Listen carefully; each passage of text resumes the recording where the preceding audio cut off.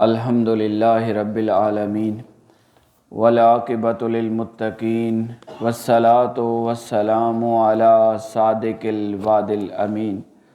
اما بعد فاعوذ باللہ من الشیطان الرجیم بسم اللہ الرحمن الرحیم وَإِذْ غَدَوْتَ مِنْ أَهْلِكَ تُبَوِّئُ الْمُؤْمِنِينَ مَقَاعِدَ لِلْقِتَالِ وَاللَّهُ سَمِيعٌ عَلِيمٌ اذ ہمت طائفتان منکم ان تفشلا واللہ ولیہما وعلی اللہ فلیتوکل المؤمنون ولقد نصرکم اللہ ببدر وانتم اذلہ فاتقوا اللہ لعلکم تشکرون صدق اللہ العظیم ان اللہ وملائکتہ یصلون علی النبی یا ایہا الذین آمنوا صلوا علیہ وسلموا تسلیما اللہم صلی علی سیدنا و مولانا محمد وعلی آل سیدنا و مولانا محمد وبارک وسلم۔ اللہ رب العالمین کی توفیق اور کرم سے سورہ آل عمران کی آیات 121 تا 123 انشاءاللہ تعالی آج ہم سمجھیں گے۔ اس سے قبل پچھلی آیات میں اللہ رب العالمین نے مسلمانوں کو جو مخالفین اسلام ہیں،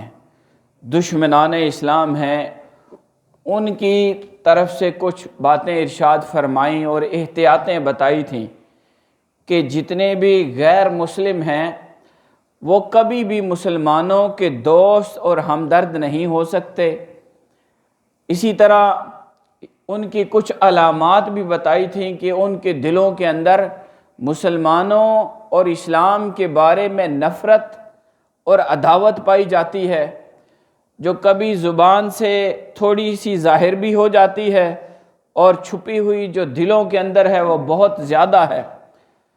اس کے ساتھ ہم نے یہ بھی پڑھا کہ مسلمان سادہ لوگ، اور چونکہ اللہ رب العالمین کی ذات پر ایمان لانے کی وجہ سے صاف دل ہوتے ہیں تو وہ ہر ایک سے محبت رکھتے ہیں، لیکن منافقین اور کفار اور منافقانہ کردار رکھنے والے لوگ وہ بظاہر تو مسلمان نظر آتے ہیں، اچھا رویہ رکھتے ہیں، لیکن ان کے دلوں کے اندر نفرت پائی جاتی ہے، اور ظاہری عمل اور ہوتا ہے اور باطنی ان کی کیفیات وہ اور ہوتی ہے۔ اور بیان ہمیں اللہ پاک نے کر کے بتا دیا تھا کہ تم ان سے محبت کرتے ہو لیکن وہ تمہارے ساتھ محبت نہیں کرتے۔ ان کا اظہار اور ظاہر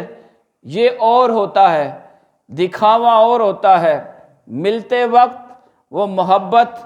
اور ایمان اور اس طرح کے جذبات کا اظہار کرتے ہیں، لیکن جب وہ علیحدہ ہوتے ہیں تو ان کے دلوں کے اندر چھپی ہوئی جو دشمنی اور بغض اور عداوت اور منافقت ہے وہ کھل کر سامنے آتی ہے۔ اس طرح یہ اللہ رب العالمین نے مسلمانوں کو ضروری اور اہم احتیاطیں بتا دیں کہ ایک مسلمان وہ اللہ رب العالمین کی ذات پر ایمان رکھتے ہوئے، رسول اللہ کا غلام ہوتے ہوئے، وہ صاحب عقل، صاحب فہم اور صاحب بصیرت ہونا چاہیے۔ اسے اپنے اور پرائے میں جو فرق ہے اس کا پتہ ہونا چاہیے۔ اب آج ہم جس رکوع کا آغاز کر رہے ہیں اس کے اندر اللہ رب العالمین مسلمانوں کو کچھ ایسی باتوں کی طرف دھیان دلاتا ہے کہ کبھی بھی کسی مسلمان کے اندر وہ بات نہیں ہونی چاہیے۔ مثلا بزدل، مسلمان کبھی بزدل نہیں ہو سکتا۔ خود غرضی، مسلمان صرف اپنے نفع کا سوچنے والا ہو، یہ کبھی اسلام اس کو نہیں سکھاتا۔ نافرمانی، اللہ، اس کے رسول اور اولی الامر جو صاحب حکم ہیں، صاحب اختیار ہیں، ان کی بات ماننا یہ مسلمان کے اندر ہونا چاہیے اور اس کی تعلیم اس کو ہونی چاہیے۔ اور اگر کوئی شخص بزدل ہے یا خود غرض ہے یا نافرمان ہے،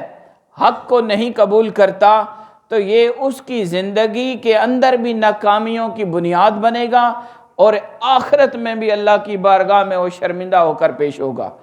جو واقعات جنگ بدر اور احد ہیں اس سے بھی ہمیں اللہ رب العالمین نے یہ اسباق دیے، اور ابھی ہم اس کی تفصیل پڑھیں گے کہ صبر اور شکر مصیبت پر، مشکل پر، تنگی پر، تکلیف پر، بیماری پر، آزمائش پر ایک مومن کے لیے صبر کا حامل ہونا کتنا ضروری ہے۔ اور جب اللہ رب العالمین کی طرف سے وسعت ملے،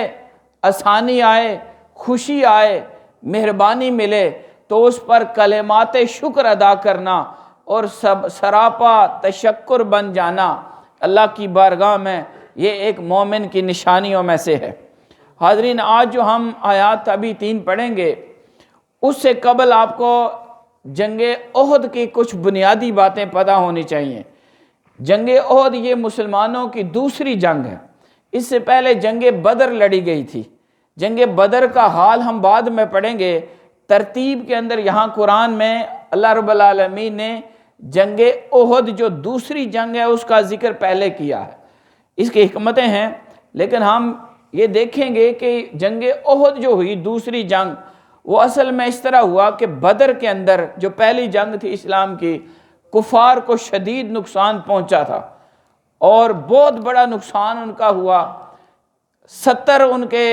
جوان مارے گئے تھے اور 70 قید کیے گئے تھے، اور بہت بڑا نقصان ان کا ہوا۔ حالانکہ مسلمانوں کی تعداد صرف 313 تھی، اور مسلمانوں کے پاس صرف 2 گھوڑے تھے اور صرف 70 اونٹ تھے،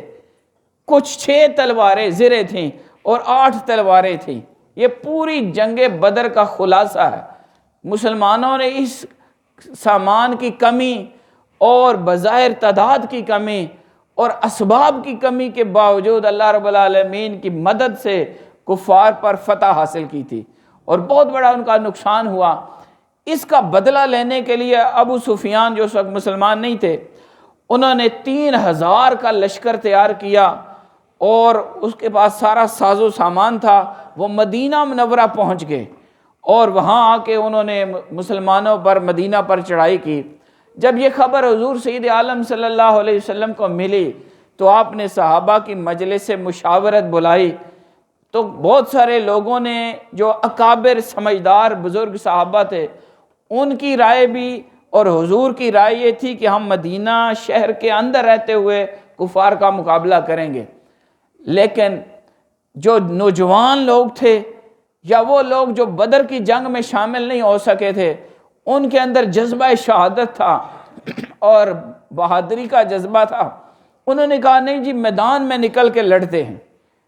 ایک بات اس میں یاد رکھنے والی یہ ہے کہ اس رائے میں ایک منافقین کا سردار، منافق کی پہچان آپ نے ہمیشہ یاد رکھنی ہے، جو ظاہری طور پر اور دکھتا ہے اور اندر سے اور ہوتا ہے۔ تو اس وقت مدینہ منورہ میں جو رئیس المنافقین تھا عبداللہ بن ابی، اس کی رائے بھی حضور کی رائے اور اکابر صحابہ کی رائے سے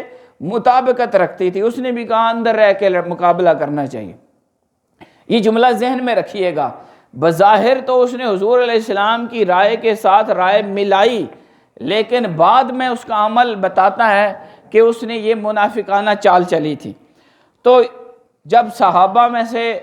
اکثریت کی تعداد اور نوجوانوں کی یہ خواہش بنی کہ ہم باہر نکل کر مقابلہ کریں گے، تو حضور علیہ السلام گھر کے اندر گئے اور آپ نے لباس جنگ کا پہن کر آپ باہر تشریف لے آئے، اور فیصلہ ہو گیا کہ ہم باہر نکل کر مقابلہ کریں گے۔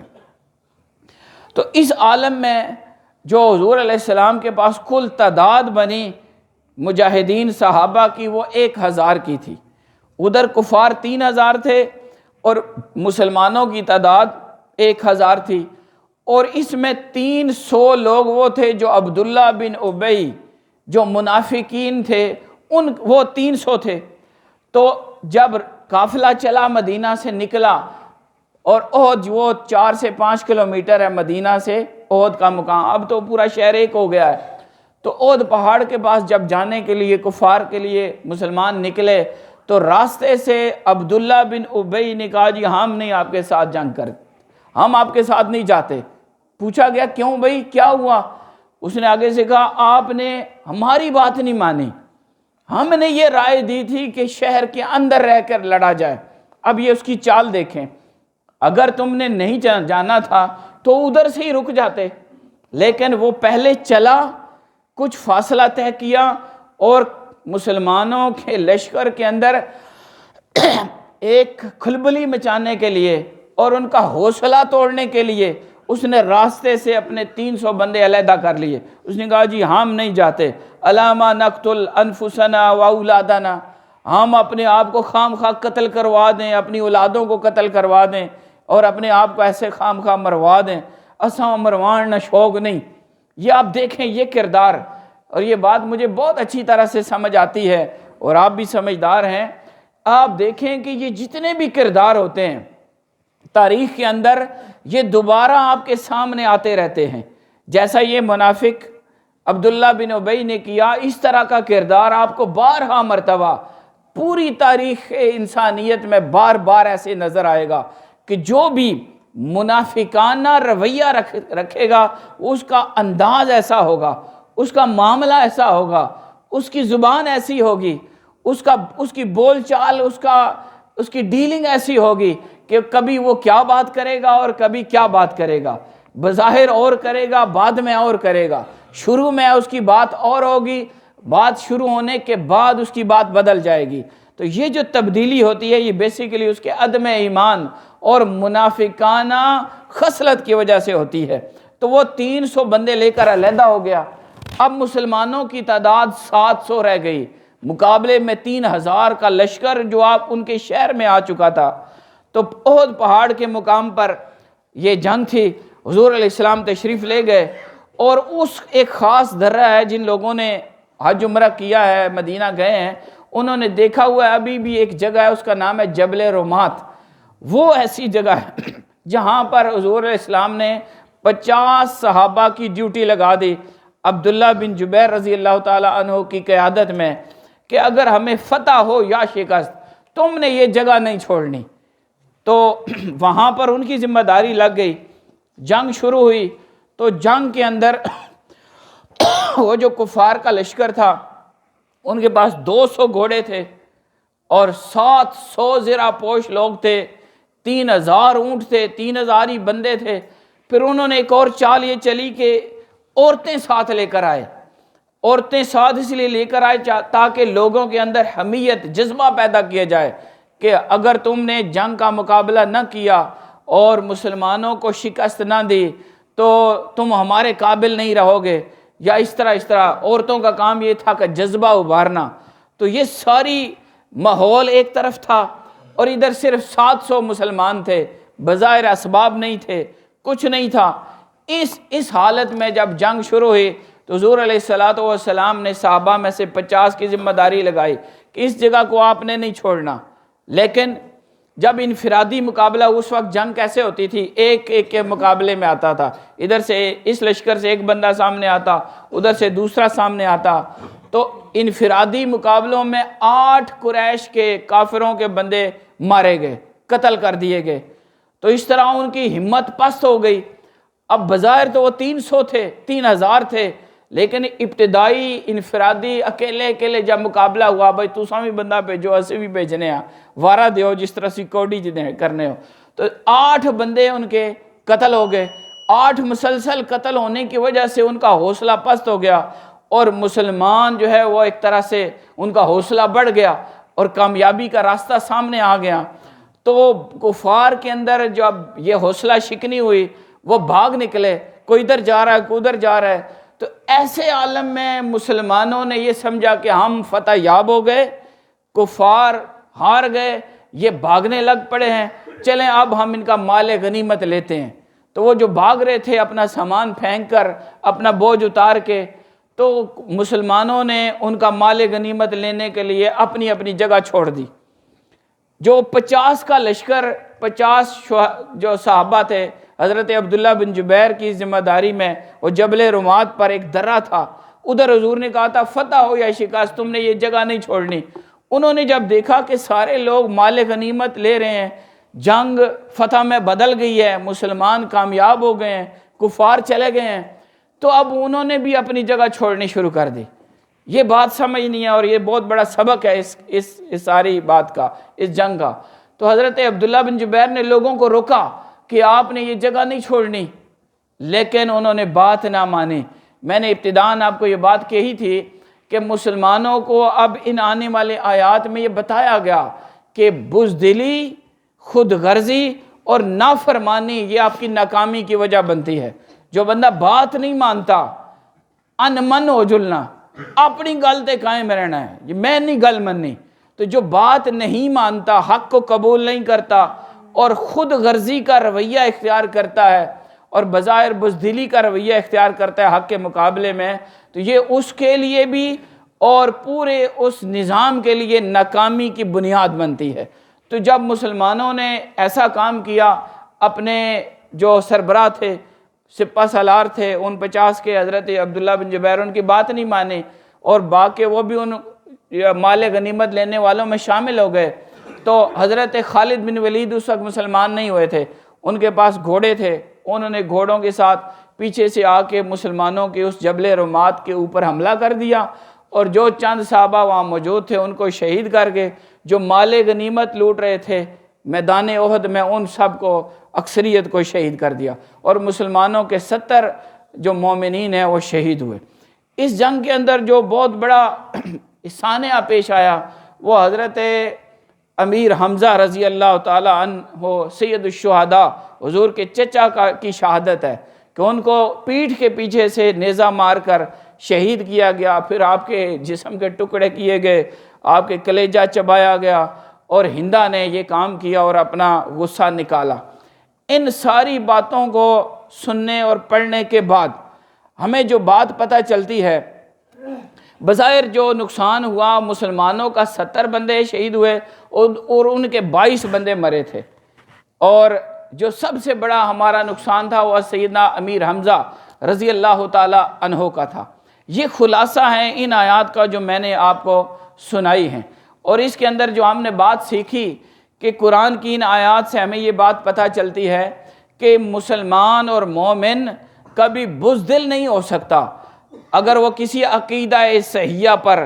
اور ایک مشن پر، ایک مقصد پر، ایک بات پر یقین رکھتا ہے، تو اس کے لیے اگر راستے میں مشکلات آئیں، پریشانیاں آئیں، کوئی بڑی سی بڑی مشکل آ جائے تو وہ قدم پیچھے نہیں کرتا بلکہ قدم جما کے رکھتا ہے اور اپنے آپ کو اللہ کی ذات پر کامل بھروسے کے ساتھ آگے چلانے کی کوشش کرتا ہے، بزدلی نہیں دکھاتا۔ دوسری بات اس میں سب سے بڑا سبق جو ہم دیکھتے ہیں وہ ہمارے لیے یہ ہے کہ انسان کو کبھی خود غرض نہیں ہونا چاہیے عبداللہ بن ابی کی طرح، کہ وہ اپنی بات کو منانے والا اور اپنے طریقے پر قائم رہنے والا، اور اس کی بات اگر مشاورت پر عمل نہیں ہوا تو اس نے کہا جی میں تے تساں نال نہ جلنا، تساں نال میری نہیں نبھنی، میں تواڈے نال نہ ٹر سکنا جی، کیوں جی تساں میری گل نہیں مننی۔ تو اگر گل نہیں مننی تھی تو شروع میں آپ کہہ دیتے، آپ مدینہ سے ساتھ ہی نہ چلتے، 300 بندوں کو ساتھ نہ لے کر آتے، تو پہلے بات ہاں میں ہاں ملا دینا اور عمل اس کے الٹ کرنا یہ منافقانہ رویہ ہے۔ یہ بات ہمیں سیکھنی ہے کہ ہمارا مسلمانوں کا، صاحبان ایمان کا یہ طریقہ نہیں ہونا چاہیے۔ اور تیسری بات جو اس میں سب سے بڑا سبق ہے، مفسرین نے لکھا، وہ کہتے ہیں کہ مسلمان اپنے اللہ کا، شریعت کا، رسول اللہ کا اور اپنے صاحب اختیار، جو اس کے اوپر صاحب اختیار ہو، اسے اولی الامر کہتے ہیں، جس درجے پر جو صاحب اختیار آپ کے اوپر ہے، اگر آپ اس کی بات نہیں مانتے حق، اگر آپ حق بات میں اپنے سربراہ کی بات نہیں مانتے، تو یہی بات ہے جیسے یہ منافقانہ طریقہ عبداللہ بن ابی نے اختیار کیا کہ ادھر سے سربراہ بھی حضور کی ذات کو مانا لیکن آپ کی بات بھی نہیں مانی، حضور کی ذات کو قبول بھی کیا بظاہر لیکن ساتھ چل کر آدھے راستے سے ساتھ چھوڑ دیا۔ تو یہ جو طریقہ ہوتا ہے یہ منافقانہ طریقہ ہوتا ہے، اس سب سے بچنا چاہیے، اور اسی کی ہمیں سبق دیا گیا ہے۔ آیات کا ترجمہ دیکھ لیں، اللہ پاک فرماتا ہے وَإِذْ غَدَوْتَ مِنْ أَهْلِكَ تُبَوِّئُ الْمُؤْمِنِينَ مَقَاعِدَ لِلْقِتَالِ،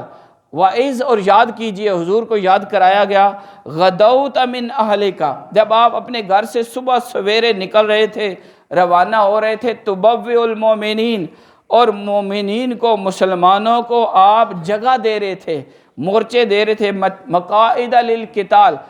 قتل کرنے کے لیے مورچے بنا کے آپ یہاں پر انہوں نے بیٹھنا تھا۔ مسلمانوں نے حضور مومنین کو جگہ مقرر کرتے کہ آپ نے ادھر رکنا ہے، جیسے عبداللہ بن جبیر کے لیے 50 صحابہ کے لیے یہ جگہ ہے، باقیوں کے لیے یہ جگہ ہے، علم اس نے اٹھانا ہے، ایسے ایسے۔ اس ماحول سارے کو اللہ رب العالمین یاد کراتے وہ ساری باتیں سامنے لاتا ہے، اور اللہ پاک فرماتا ہے اے حبیب صلی اللہ علیہ وسلم، جب آپ جنگ احد کے لیے یہ کام کر رہے تھے اور مومنین کو ان کے مورچوں پر جنگ کے لیے بٹھا رہے تھے اپنے گھر سے نکل کر، واللہ سمیع علیم، اللہ سن رہا تھا، اللہ سن رہا تھا، اللہ جانتا ہے، اللہ سننے والا اور جاننے والا ہے جو بھی آپ کام کر رہے تھے۔ اذ ہمت طائفتان منکم ان تفشلا، اس واقعے کے اندر ایک واقعہ اور پیش آیا جو اگلی آیت میں بیان کیا گیا کہ جب عبداللہ بن ابی نے اپنے 300 بندے علیحدہ کیے تو یہ ایک ماحول بنتا ہے۔ آپ بات غور سے سنیں، جب ایک بندہ ایک مشن کے خلاف چلتا ہے،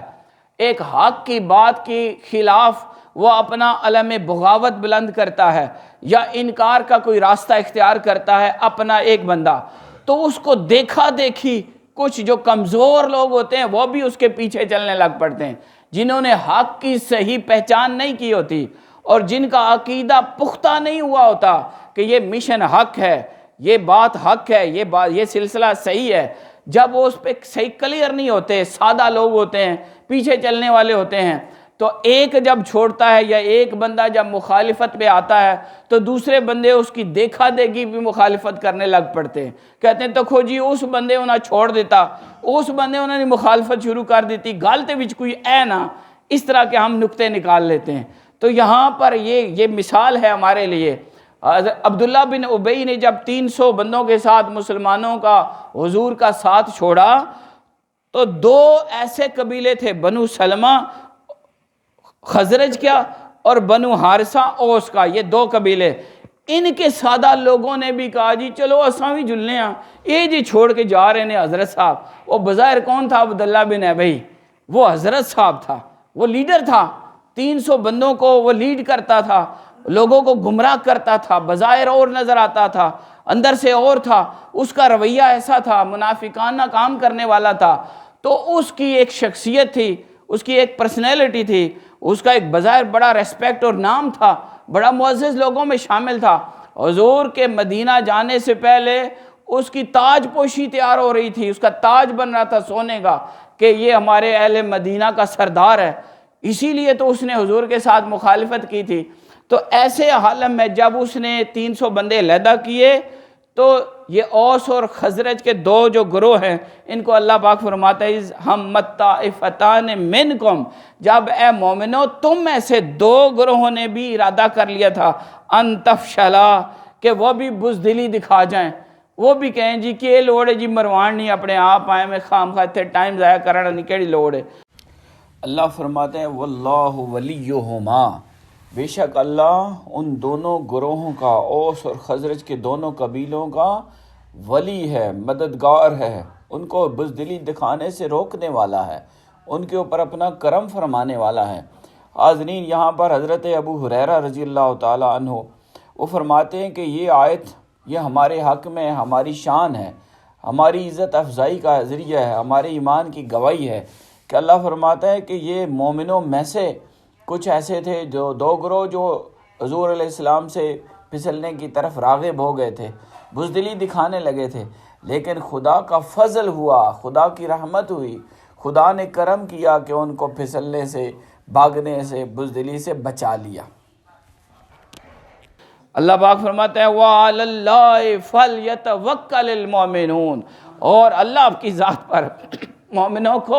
بھروسہ اور ایمان رکھنا چاہیے۔ ایمان والوں کا بھروسہ اللہ کی ذات پر ہونا چاہیے، بظاہر اسباب پر نہیں ہونا چاہیے۔ یہ بات سمجھیں، یہ ہر چیز کو اس میں لے کر آئیں۔ اگر بظاہر آپ کو یہاں پر، یہ طلبہ کے لیے بھی بات کر رہا ہوں، اگر بظاہر آپ کے یہاں پر اسباب میں کمی ہے اور یہ مریدین کے لیے بھی ہے، بظاہر یہاں شو شان نہیں ہے، بظاہر یہاں پر بہت زیادہ آپ کے لیے سہولتیں نہیں ہیں، تو اس کا یہ مطلب نہیں ہے کہ کیا حق کا مشن نہیں ہے، ہم سلسلہ حق نہیں چلا رہے، یا ہم دین کی تعلیم صحیح نہیں دے رہے، یا ہمارے ارادے کوئی اور ہیں۔ ایسی بات نہیں۔ بظاہر اسباب کی کمی یہ کسی کے حق پر نہ ہونے کی علامت نہیں ہوتی، بلکہ اس کا الٹ کرو، بظاہر اسباب کی کمی اور ظاہری کر و فر کا نہ ہونا یہ حق کی علامت ہوتا ہے۔ یہ بات سمجھیں، سادگی حق کی علامت ہوتی ہے، بظاہر دکھاوا نہ ہونا حق کی علامت ہوتا ہے اور سچے جذبوں کی علامت ہوتا ہے۔ اللہ کہتا ہے فَلْيَتَوَكَّلِ الْمُؤْمِنُونَ، مومنوں کو، ایمان والوں کو اللہ کی ذات پر بھروسہ کرنا چاہیے۔ بظاہر اگر وہ 3000 ہیں اور تمہاری تعداد 700 ہے، ان کے اسباب زیادہ ہیں، تمہارے پاس اسباب کم ہیں، اس طرف نہ دیکھو بلکہ اللہ کی ذات کو دیکھو، اللہ پر ایمان رکھو۔ اور پھر مثال دی اللہ نے وَلَقَدْ نَصَرَكُمُ اللَّهُ بِبَدْرٍ، تمہیں یہ بات پتہ ہونا چاہیے کہ اللہ نے بدر میں تمہاری مدد کی تھی۔ وَلَقَدْ نَصَرَكُمُ اللَّهُ، بے شک اللہ نے تمہاری نصرت کی بدر میں، وَأَنْتُمْ أَذِلَّةٌ، جبکہ تم بہت کم تھے۔ آپ نے سن لیا مسلمانوں کی تعداد بدر میں 313 تھی، بہت کم تعداد تھی، اور کوئی 70 اونٹ تھے، 6 زریں تھی، 8 تلواریں تھی۔ پوری جنگ ان 6 زروں اور 8 تلواروں 70 اونٹوں کے ساتھ مسلمانوں نے جیتی تھی۔ اللہ فرماتا ہے ادھر تکو، اگر خدا تمہیں بدر میں فتح یاب کر سکتا ہے اور کامیاب کر سکتا ہے، تعداد میں کمی، اسباب میں کمی، بظاہر ماحول بالکل ہی ایسا نہیں تھا، سازگار نہیں تھا، پھر بھی اللہ نے تمہیں فتح دے، تم کمزور تھے، فَاتَّقُوا اللَّهَ لَعَلَّكُمْ تَشْكُرُونَ، پس اللہ سے ڈرو تاکہ تم شکر گزار بن سکو۔ اللہ رب العالمین کی بارگاہ میں جو ڈرتا ہے اور اس کی ذات پر ایمان کامل رکھتے ہوئے اور اس پر بھروسہ کرتا ہے اور اسباب کو نہیں دیکھتا، ظاہری چیزوں کو نہیں دیکھتا، کر و فر کو نہیں دیکھتا، اور باقی جو دنیاوی اسباب ہیں ان پر بھروسہ نہیں بلکہ خدا کی ذات پر جو بھروسہ کرتا ہے، تو اللہ رب العالمین اسے دنیا و آخرت میں کامیابیاں عطا کرتا ہے۔ اللہ رب العالمین کی بارگاہ میں دعا ہے مولا کریم ہمیں ایمان کا یہ درجہ عطا فرمائے۔ وما علینا الا البلاغ المبین۔